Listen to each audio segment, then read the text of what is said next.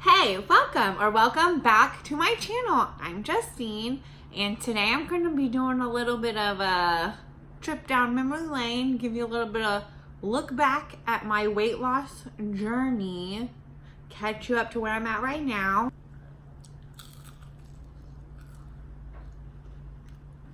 For me, my weight struggle started way back when I was little. I grew up the fat kid pretty much from like first grade on, for sure. I was the fat kid. I was talking about how I grew up really aware that I was a little bit bigger than everyone else. Like in Girl Scouts, they wouldn't call me for the little Red Rover, Red Rover.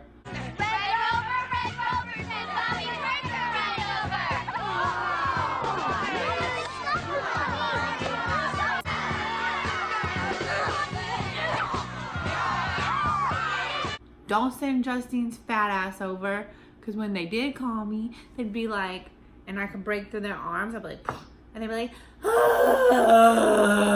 like, come on, I was not that big. I didn't break their arm. I don't know what the dramatics were about. Like, I literally just ran through like everyone else. So, you know, when you do that, people really are aware. And like, as an adult, people like sometimes say stuff, but I just don't care anymore, because I think I'm cute.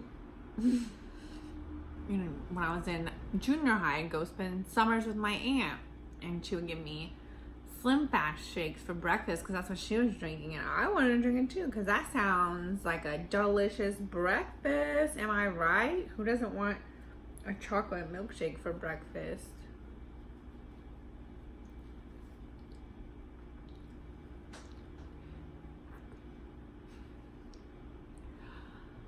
What kid wouldn't want a chocolate shake for breakfast? I thought I was getting the hookup. I thought I was pulling a fast one on somebody by drinking a milkshake for breakfast. Ha ha, joke's on you. Diarrhea in a bottle.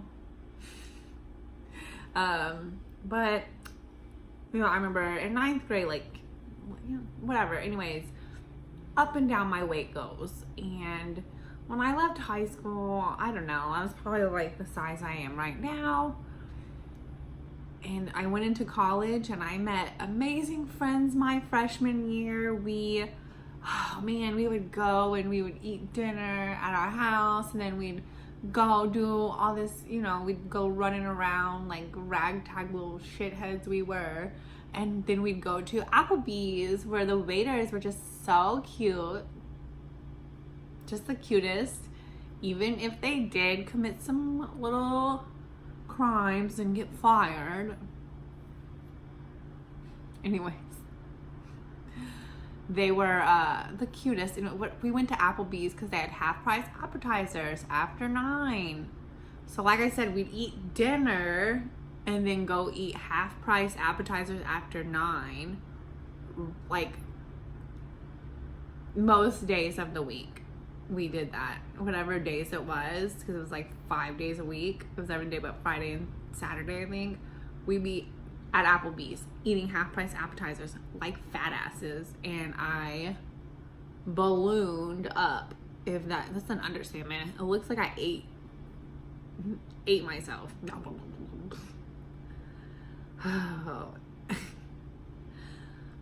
So freshman year in college, I just ballooned up and ballooned up. And then it came to be the end of the year, and I had auditioned for my color guard scholarship, but no big deal, right? I'm like one of the best on the team. I got this in the bag, baby. Or I thought, until they brought us a paper, and I'm looking at this paper, and it's like saying that they're going to be looking at our BMI, and our BMI will be factored in basically on as to whether or not we can perform in the halftime show next year. And I'm like, wait, does this mean I'm not gonna get to do this next year? I was devastated.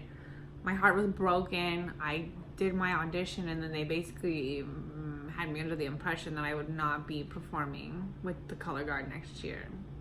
But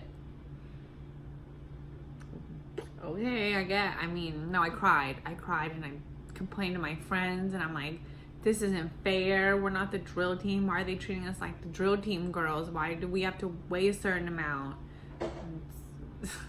The drill team girls, we would hear them in the bathrooms throwing up before their weigh-ins. I didn't want to be that person. Right? I didn't want to be like that. I could hear them puking before their weigh-ins so they can make the squad. I don't want to be that person who has to do that so they feel like they can be on what they want to be on. Sorry.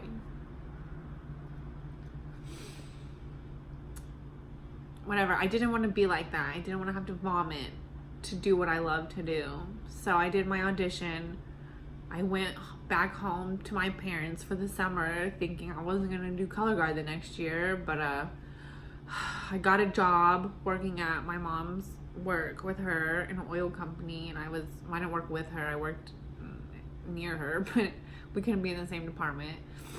And I was like, you have to do something. You cannot just stop doing color guard. You have to fix this. You're going to do something. So me and my mom started doing this weight loss plan.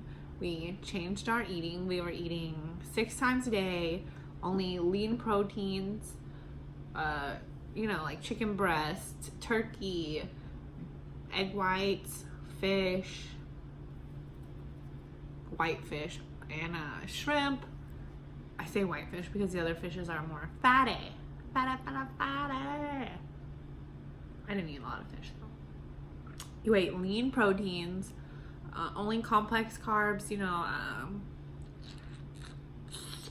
potatoes, sweet potatoes, brown rice, oatmeal. We ate a lot of oatmeal, and I would eat every 3 hours, 6 times a day. So when I left for home, I weighed 260 pounds. That's a big bitch. I know. That's mean. I shouldn't say that about myself. There's people bigger than that. I see them all the time. So I weighed 260 pounds when I went to college, or when I went home that summer. Going back, I was 220, a new and improved color guard girl. I was feeling myself. I got myself a little boyfriend. I was like working at Olive Garden, thinking I'm just the cutest. And I just really was like focused on my weight loss, and I was eating healthier. I was eating way less portions of things. I was a poor college kid, and I worked at Olive Garden, so I'd take my 50% off meal. I'd try to cut it in 4s when I could and try to eat off of it as many times as possible. Which actually helped me lose a lot of weight instead of eating and eating and eating. So when I went back, needless to say, they let me be in nobody didn't get to perform in the color guard.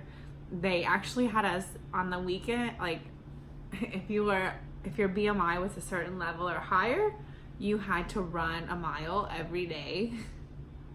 And you had to turn in like what exercises you were doing. You had to like log your workouts and turn them in.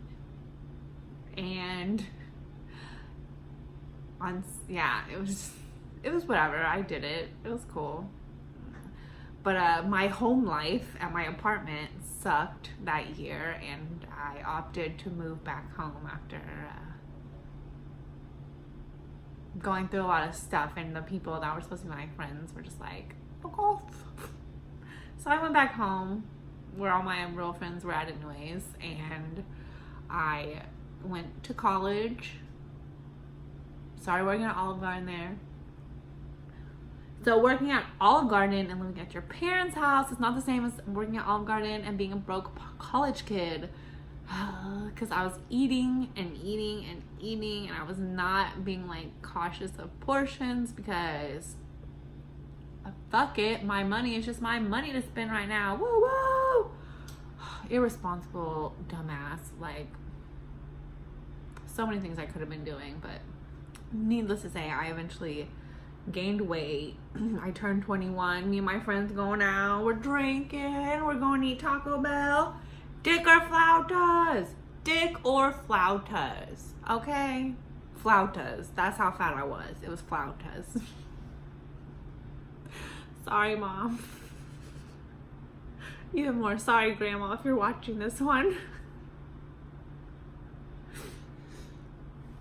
But me and my friends, man, we had a good time. We were going out, we were drinking, having a good time, and then at some point I just realized my weight had gotten a little bit out of control again. So I lost it back down. Doing good.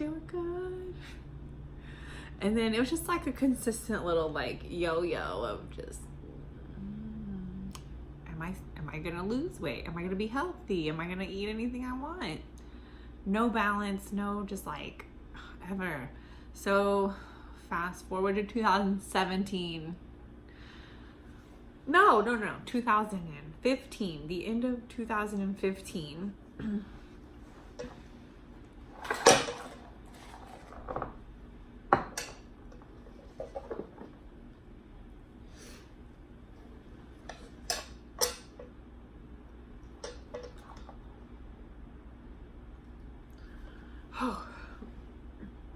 So we fast forward to 2015, and I had started getting these just massive migraines 3 to 4 days a week. I was having to take medicine twice a day for them.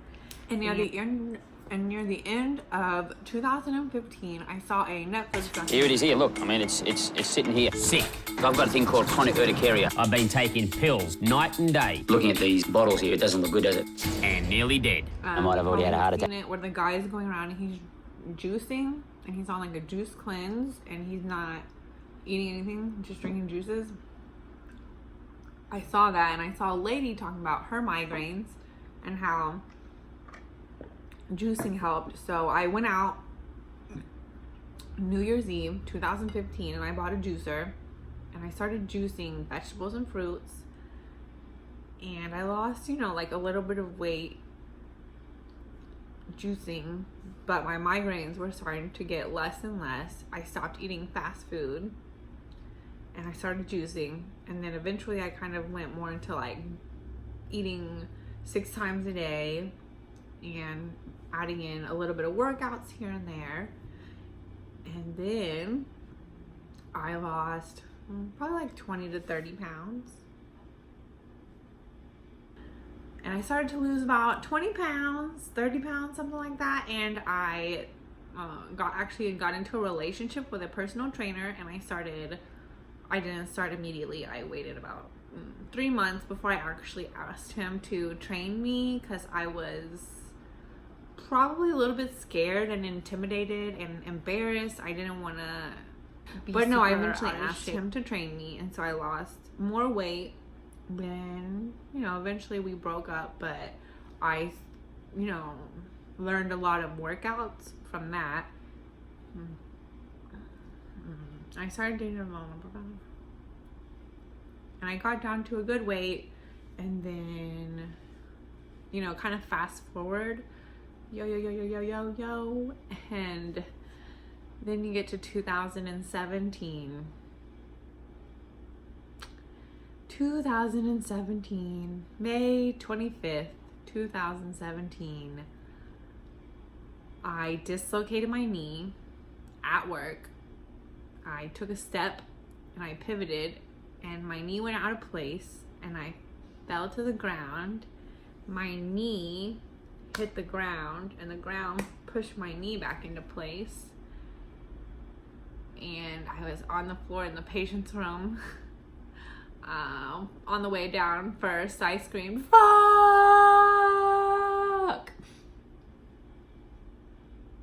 Pretty much. Fuck!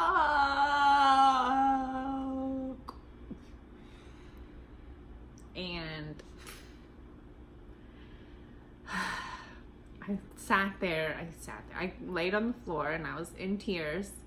I think I scared the shit out of the patient and everybody in the emergency room, because we were in room 4.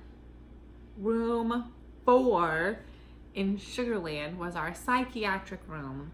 So all the nurses thought a psych patient had me, and they were beating me against the wall or something. that might have been better than just dislocating your knee by taking a step. And this was the start of a very tumultuous depression.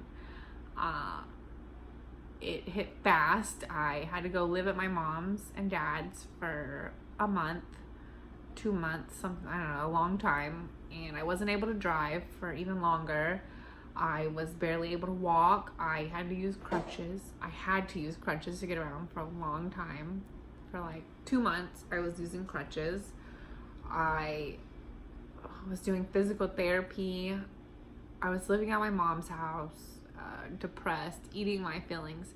Eating my feelings is an understatement.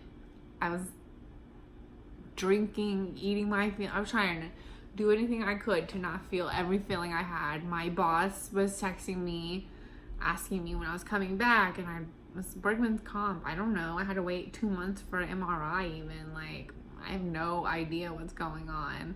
You know, and I'm getting calls from the occupational health nurse saying I'm going to get fired and this and that. And my boss would say I was going to get fired, and nurses were saying I was going to get fired. It was just like stressful. I couldn't win. I just wanted to win one time, and everything was just hard in that period. And so I was drinking and drinking. I was depressed. I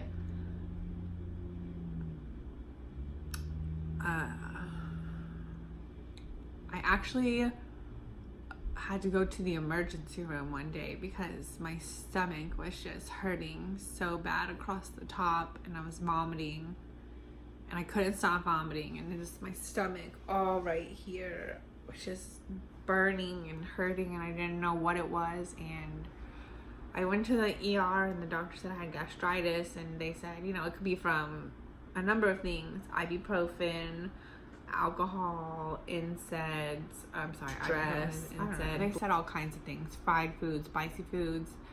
I was all of the above, but I had been prescribed 800 milligrams of ibuprofen twice a day, and had to take it for the swelling in my knee, and I was taking it as prescribed. And I went, and I was just really sad, and I was drinking multiple times, but one night I drank, and then actually I don't know if I drank the night before this happened. I don't know. I ended up having to call 911, which I've never done in my whole life, besides to report drunk drivers. Don't drink and drive to where please, I'm gonna snitch. I'm snitching on your drunk driving ass. Stop. It's dangerous. But whatever, I drank and I took the NSAIDs, and at some point my stomach, my lining was just like, screw you. So then I started vomiting, and it was another thing that it just was. That's just a whole nother thing, because I'm still trying to learn how to eat right from that. I don't know. I've never been given specifics. It's just like, learn as you go, trial and error. But anyways, my stomach is not what we're talking about. So, after my knee dislocated and my physical therapy was going well enough that I was able to actually go to the gym and do workouts, I started paying a personal trainer to teach me new workouts, because I was like, I need to do as much workouts as possible. I need to heal my knee. I need to get back to the gym. I'm trying to get back to where I was. You know, I kind of snapped out of some of the situational depression to be like, come on, get some shit done. And so, you know, since then, it's still just been a roller coaster. Last summer it's up, right now we're down, and that's why I want to start my YouTube channel. I'd love to just kind of document this journey, and I need help. I want people to help me. I want to help other people. I have lost weight before, and I would love to continue losing weight and helping other people lose weight. So if you're interested in losing weight, or if you have tricks, let me know.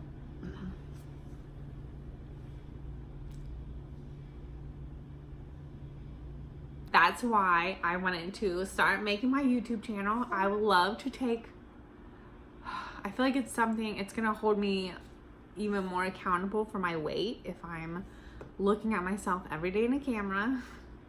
Plus, I would like other people to share their journeys and help me on mine. If you have any tips or tricks, and I'll share my tips and tricks, and we can all just help each other lose weight or maintain weight. I'm not obsessed with a certain look. I'm obsessed with being healthy. And so now here we are today. Okay, so it is June 10th, 2019. This morning, I weighed myself. I was like 197, I think. I don't know. I'll weigh myself in the morning. And that's how we'll start this weight loss.